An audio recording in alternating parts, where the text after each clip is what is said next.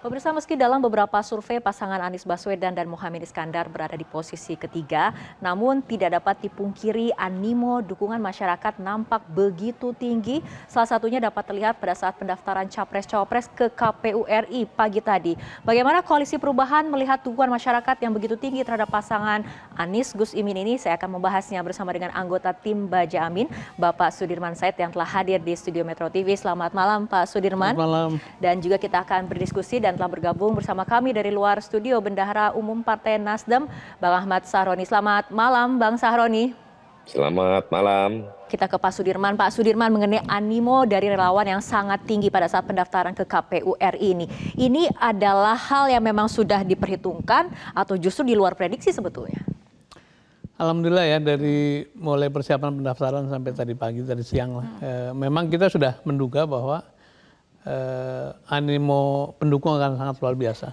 Kita bahkan sudah ngerem-ngerem tuh untuk tidak semuanya pergi ke Jakarta. Dan akibatnya memang jadi bagus karena di seluruh Indonesia ini, di seluruh KPU provinsi, di Jawa hampir semua kabupaten itu didatangi oleh relawan yang akhirnya tidak bisa ke Jakarta. Jadi alhamdulillah itu memberikan satu energi, memberikan satu semangat bahwa betul-betul memang mereka itu orang-orang yang bergerak sendiri, tidak dimobilisasi, tapi dengan ketulusan, dengan ikhlasan, dengan biaya mereka sendiri itu hadir menyertai pendaftaran Pak Anies dan Pak Muhaimin. Oke, nah masih mengenai peristiwa yang terjadi hari ini, tadi juga Pak Anies ataupun bakal calon presiden Anies Baswedan ini sempat menyampaikan permohonan maaf kepada orang-orang yang telah pesimis terhadap pencapresannya maupun tudingan tidak solidnya Koalisi Perubahan yang terdiri dari Nasdem, PKB dan juga PKS. Banyak pihak sebelumnya menduga PKB dan PKS akan membatalkan diri saat terakhir. Nah, kita akan simak terlebih dahulu pernyataan dari Anies Baswedan berikut ini. Mohon maaf karena kami telah mengecewakan. Mohon maaf, kami mengecewakan mereka-mereka yang pesimis dan menduga kami tidak bisa mendaftar. Mereka yang mengatakan bahwa kapal ini tidak akan berlayar. Allahu Akbar. Mereka yang menggaungkan pesimisme bahwa ini tidak akan berangkat. Allahu Akbar. Mereka yang mengatakan bahwa ini akan kandas. Kepada mereka kami sampaikan mohon maaf, kami telah mengecewakan. Hari ini kita membantah. Hari ini kita membantah pandangan sinis bahwa koalisi tidak solid. Mereka yang sinis mengatakan bahwa Nasdem akan balik arah di saat terakhir, yang mengatakan bahwa PKB akan batal mendukung di saat akhir, yang mengatakan bahwa PKS akan mundur di saat akhir. Hari ini seluruh Indonesia melihat kata-kata pikiran pesimis itu lenyap tak terbukti.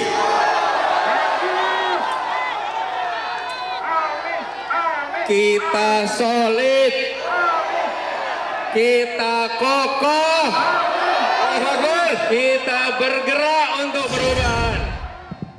Pak Sudirman, kenapa ini harus ditekankan oleh seorang Anies Baswedan? Saya memaknainya sebagai pertanggungjawaban kepada para pendukungnya, karena memang kan saya sendiri, jangankan Pak Anies, saya sendiri yang hanya membantu lah, itu merasakan tekanan itu, merasakan pesimisme itu. Bahkan secara dramatis saya ingin menceritakan pada masyarakat, sejumlah orang itu taruhan. Ratusan juta bertaruh bahwa Anies itu tidak bisa mendaftar gitu. Itu saking optimisnya mereka bahwa memang akan ada halangan-halangan di akhir. Tapi memang yang disampaikan beliau menurut saya ungkapan manusiawi, seorang pemimpin yang harus membangkitkan optimisme dari para pendukungnya. Mengapa? Karena berbulan-bulan lamanya terus menerus didera dengan tekanan, dengan hambatan, dengan halangan. Ada cerita dilempar ular di Banten, ada cerita panitianya dikunjungi petugas-petugas ya untuk ditanya macam-macam. Sampai yang kami rasakan di dalam tim itu memang satu tekanan-tekanan bahwa ini tidak mungkin berangkat. Itu juga terasa pada dalam urusan bantuan logistik lah.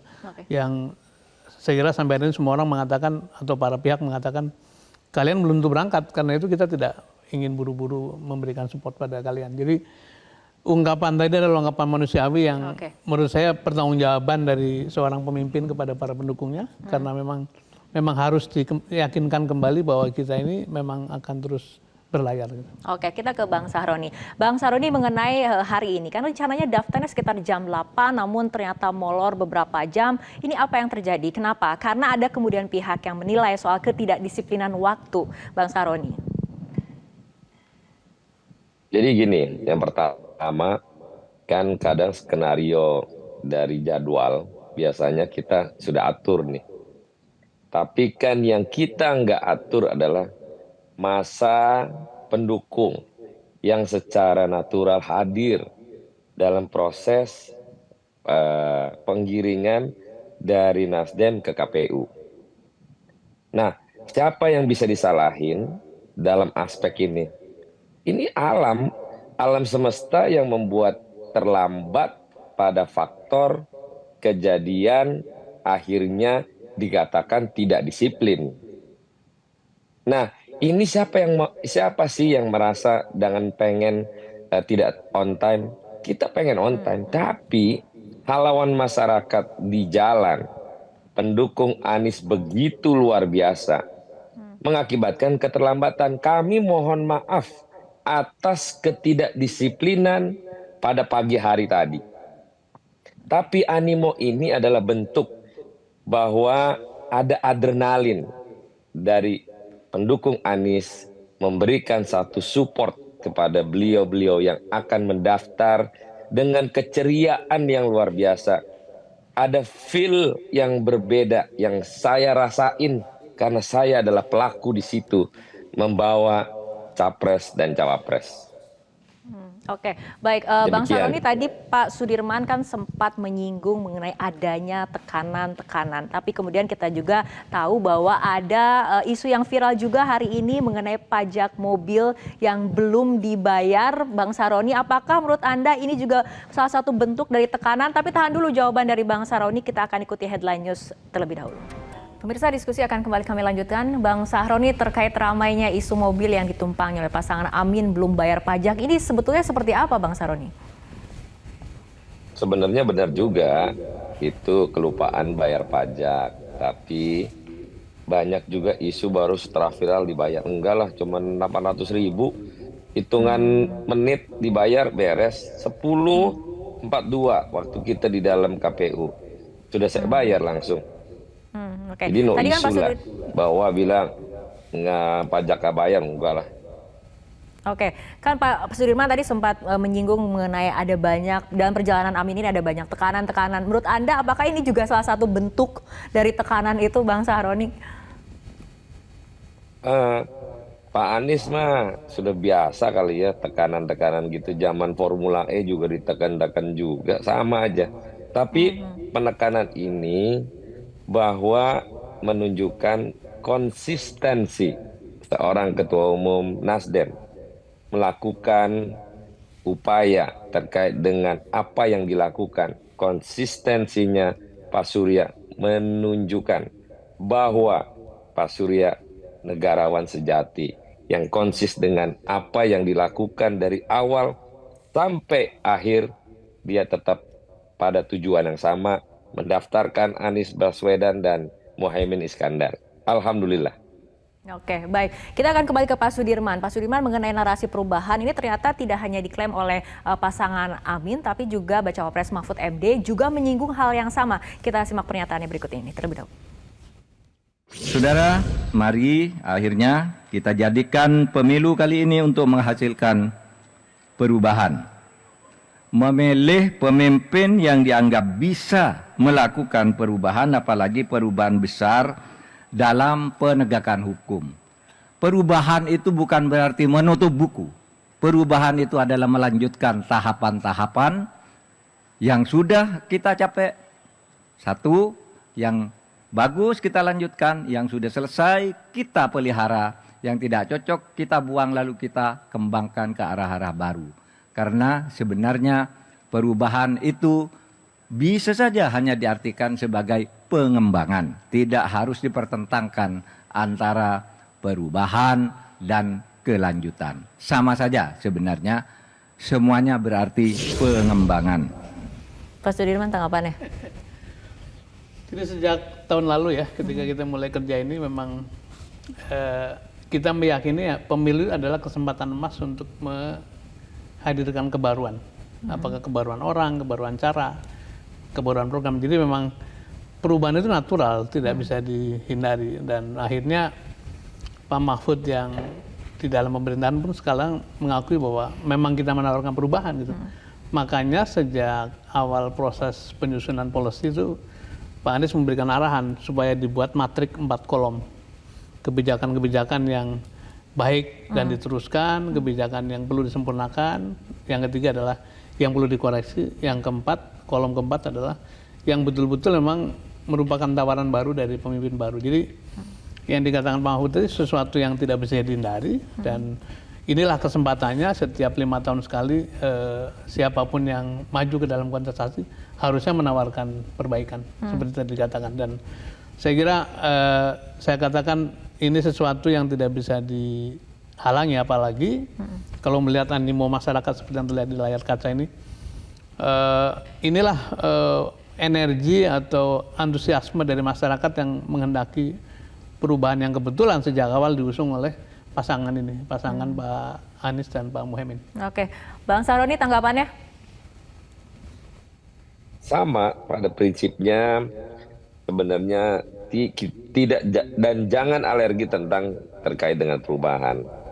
Nah, perubahan dimaksud adalah ada hal-hal yang memang untuk merubah, bukan pada kekurangan yang sudah ada ataupun berkelebihan, tapi pada faktor gimana cara pandang melihat calon pemimpin dengan gayanya masing-masing dan memiliki hal yang terkait yang kita lihat, mampukah calon yang kita usung itu merapihkan negeri ini dengan baik.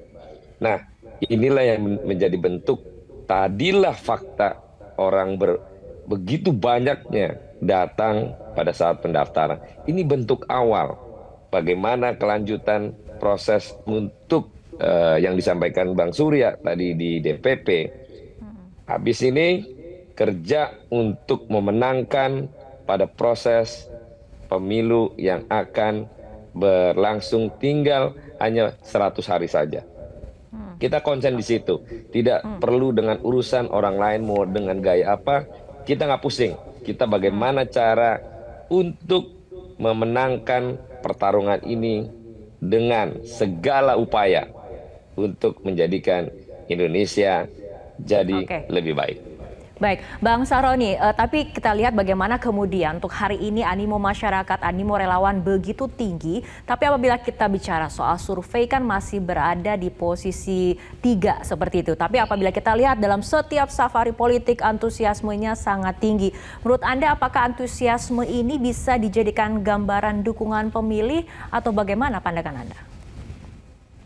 Survei bagi para pihak elit yang bisa dilihat, tapi kan kalau masyarakat yang di bawah, dia nggak ngerti namanya survei-survei. Semakin surveinya tidak kelihatan, kita semakin senang untuk melakukan kerja-kerja memenangkan pertarungan ini dengan nyata. Inilah fakta dan nyata yang dilakukan oleh Anies dan Muhaimin selama proses bersosialisasi di daerah-daerah. Ini bentuk nyata bahwa yang sebenarnya survei tidak menjadikan faktor tidak bisa menjadi menang dalam prosesnya dalam 14 Februari mendatang. Oke, Pak Sudirman, ini bagaimana?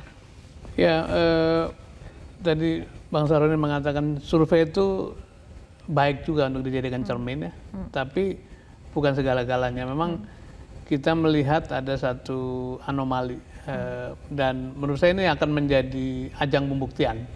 Apakah survei-survei itu masih bisa dipercaya atau memang kita mesti menengok cara lain untuk mengukur keterpilihan seseorang. Kita masih ingat 2017 itu Anies Baswedan itu selalu ditaruh di nomor 3, bahkan diramalkan tidak masuk putaran kedua gitu. Saya mengalami sendiri di Jawa Tengah itu seminggu sebelum pencoblosan Saya dikasih lembaga survei itu 12%, 15%, tapi begitu coblosan ternyata lebih dari 40%. Jadi kita sedang menguji apakah teman-teman pollster itu masih betul-betul mengetengahkan atau mengedepankan etik, mengedepankan metodologi yang memang saintifik atau ada aspek-aspek lain. Jadi tentu saja kita tidak boleh jumawa dengan meludaknya animo masyarakat seperti tadi pagi. Nah itu agar kemudian tidak terlena, apakah juga mempertimbangkan instrumen lainnya Pak Sudirman? Pasti, pasti. Jadi misalnya kita sudah masuk, kalau kita lihat teman-teman relawan di semua wilayah itu sudah masuk ke dalam proses-proses membangun basis suara, dan kita ingin mendorong relawan kita itu sampai ke TPS lebih dulu daripada yang lain-lain, supaya sejak awal mulai mengorganisir dukungan gitu, dan itu adalah cara paling efektif. Tentu saja kita tetap menaruh perhatian pada survei-survei yang dilakukan oleh berbagai lembaga sebagai cermin tadi, tapi tidak juga membuat kita pesimis, tapi juga tidak boleh jumawa dengan banjirnya dukungan masyarakat ketika pasangan ini berkeliling Indonesia gitu. Oke, baik. Mengenai aspek lainnya, ini pasangan Amin juga kan sempat mengakui bahwa dari segi logistik lemah. Iya. Apakah ini akan menjadi hambatan, akan menjadi sebuah persoalan besar? Ini saya harus menyampaikan rasa syukur ya, karena coba bayangkan kalau banjirnya masa tadi siang itu, tadi pagi itu dibiayai sendiri oleh pasangan, itu berapa biaya yang keluar. Jadi memang betul dari segi pasangan ini supportnya lumayan minimal lah ya. Tapi sebetulnya kekayaan atau aset utama kita adalah relawan yang bekerja sendiri dengan biaya sendiri. Kita lihat beragamnya atribut segala macam itu menunjukkan bahwa mereka betul-betul partisipasi dari warga. Dan ini merupakan sisi lain dari kita sulit secara logistik, secara pengelolaan, tapi kemudian diimbangi dengan kemandirian relawan yang muncul di mana-mana. Oke, baik. Terakhir Bang Saroni, mengenai langkah berikutnya, apa yang dipersiapkan menghadapi peta persaingan di Pilpres 2024, termasuk potensi perebutan suara di ceruk yang sama, Bang Saroni? Yang selanjutnya pasti Anies dan Imin adalah berproses untuk verifikasi data dan segala macam. Nah, tim pemenangan fokus pada bagaimana menyikapi proses kampanye yang akan dilakukan secara terbuka pada November nanti. Kita bismillah aja yang Pak Sudirman Said sampaikan tadi. Kita berharap keriduan Allah Subhanahu wa taala menghampiri pasangan Anies dan Amin ini untuk bisa memenangkan Pilpres, sekalipun sarana logistik yang ya sangat minim lah dengan kondisi yang ada. Kita bismillah jalannya lillahi ta'ala, dan semoga yang dicita-citakan dan semua masyarakat menciptakan sesuatu yang berbeda dengan perubahan-perubahan yang luar biasa, mudah-mudahan terwujud di Februari 14 nanti. Demikian. Oke. Baik, terima kasih Bang Saroni dan juga Pak Sudirman telah meluangkan waktunya untuk berbincang bersama kami dalam Prime Time News. Jelajahi cara baru mendapatkan informasi. Download Metro TV Extend sekarang.